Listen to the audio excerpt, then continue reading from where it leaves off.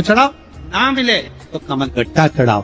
और जिसने प्रदोष का नियम बना लिया, एक साल पूरा नहीं होगा और मेरा बाबा उसका हाथ पकड़कर उसको मंजिल तक पहुंचाना पड़ा। इतना भी चरित्र, इतना भी चरित्र। ये लोमश ऋषि की कथा कहती है, ये लोमश बाबा का चरित्र कथा। कितनी भी गरीब परिस्थिति क्यों ना हो, कितना भी दरिद्रपन क्यों ना हो, कुछ नहीं घर में। प्रदोष के समय पर अगर मान लो कोई भिखारी से भिखारी व्यक्ति भी है जो ठेला चला रहा है, उसके पास में खाने के लिए कुछ नहीं है, फटे कपड़े पहन रहा है, उसकी जिंदगी में कुछ भी नहीं बचा और कर्जे में लदालूम हो गया, एक चावल का दाना अगर वो प्रदोष के दिन, प्रदोष काल में शाम के समय पर शंकर के शिवलिंग पर चढ़ा देता है तो 3 या 4 प्रदोष में उसका कर्जा चूकना प्रारंभ हो जाता है। प्रदोष का विधान।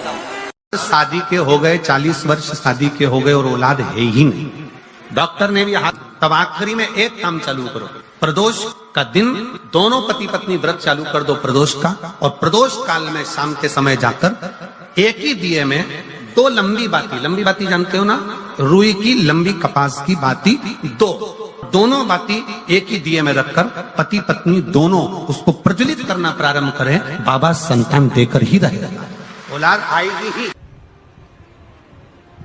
एक चंद्रमौलेश्वर महादेव का नाम लेकर एक चावल का दाना भी सुख देता। और मेरी जीजियां याद रखें, मेरी जीजियों से निवेदन है, कभी कभी ऐसा लगता है शरीर में अगर कोई गांठ पड़ जाती है, बच्चादानी में गांठ आ गई, चेस्ट में गांठ आ गई, शरीर के कोई अंग में गांठ आ गई, घबराना नहीं है, डॉक्टर का इलाज करवाओ, दवाइयां लो, साथ में एक नियम बनाओ, प्रदोष काल में 2 दीपक शिव जी के मंदिर में लगाओ और एक चावल का दाना शंकर भगवान पे चढ़ाना प्रारंभ करो।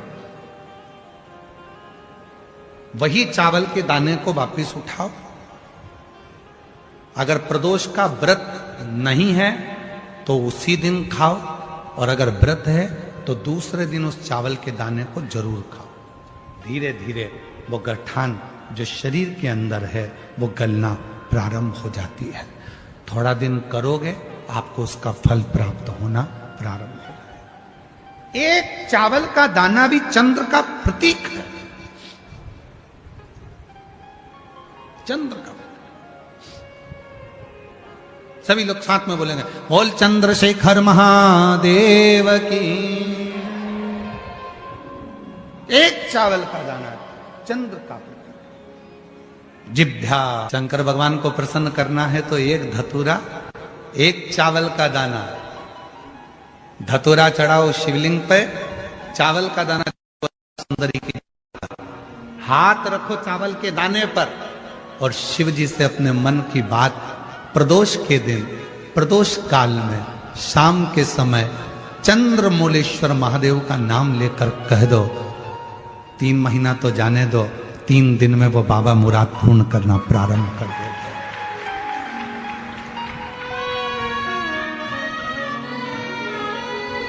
किसी भी प्रदोष के दिन एक धतूरा यदि हम शिव जी पे चढ़ा रहे हैं, एक चावल का दाना अशोक सुंदरी वाली जगह पर चढ़ा रहे हैं और अपना हाथ उस चावल के दाने पर रखकर चंद्रशेखर चंद्रमौलेश्वर महादेव के नाम का उच्चारण कर रहे हैं। श्री शिवाय नमस्तुभ्यं, श्री शिवाय नमस्तुभ्यं उच्चारण कर रहे हैं, दिल से प्रार्थना कर रहे हैं, निवेदन कर रहे हैं, नमन कर रहे हैं, बाबा को अपने मन का भाव कर रहे हैं। तो वो 3 महीना तो बहुत दूर है, मेरे बाबा ने अगर कृपा करी तो 3 महीने में मेरा बाबा करुणा करना, दया करना प्रारंभ कर दे।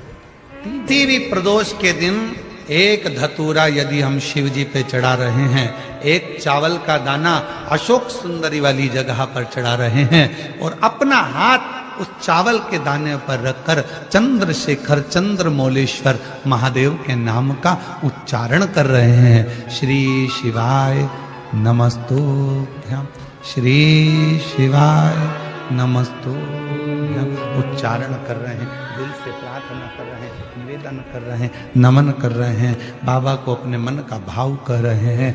तो वो 3 महीना तो बहुत दूर है, मेरे बाबा ने अगर कृपा करी तो 3 महीने में मेरा बाबा करुणा करना, दया करना प्रारंभ कर दे।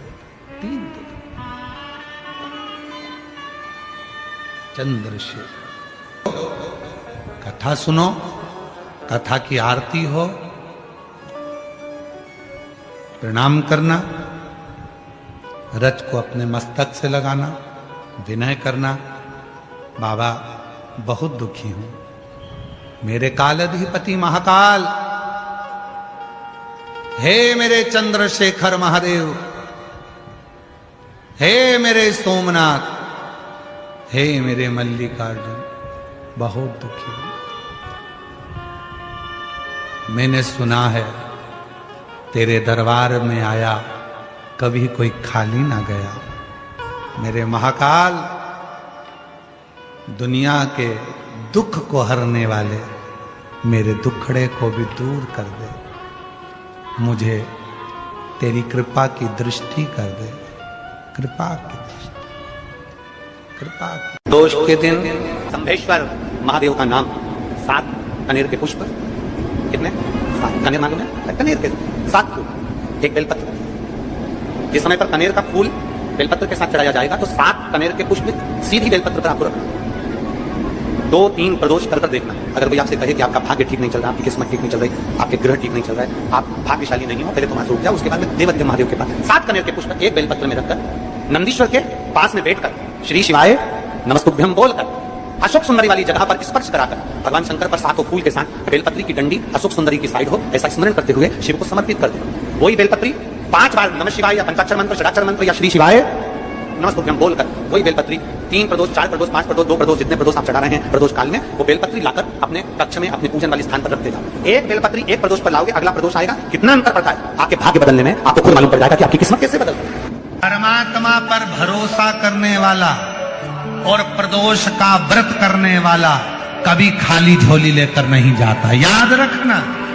जिसने परमात्मा पर भरोसा करा है और जिसने प्रदोष का व्रत करा है, उसको शिवजी ने आज नहीं तो कल, कल नहीं तो परसों दिया। जिसने बाबा पर भरोसा करा, जिसने सोमवार पशुपतिनाथ ऐसे व्रतों को जो धारण करता है, कोई 16 सोमवार करता है, कोई पशुपति व्रत धारण करता है, कोई प्रदोष व्रत करता है, कोई सोमवार की अष्टमी का व्रत करता है, जो मांगा देगा। थोड़ा देर कर सकता पर देने में। सारे देवता रोज भ्रमण पर नहीं निकलते।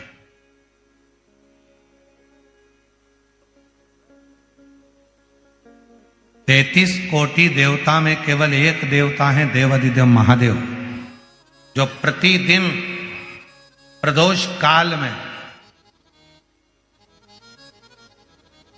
प्रदोष काल में शाम के समय अपनी अर्धांगिनी मां पार्वती जी के साथ भ्रमण पर निकलते हैं अपने भक्तों का दुख मिटाने के लिए। प्रतिदिन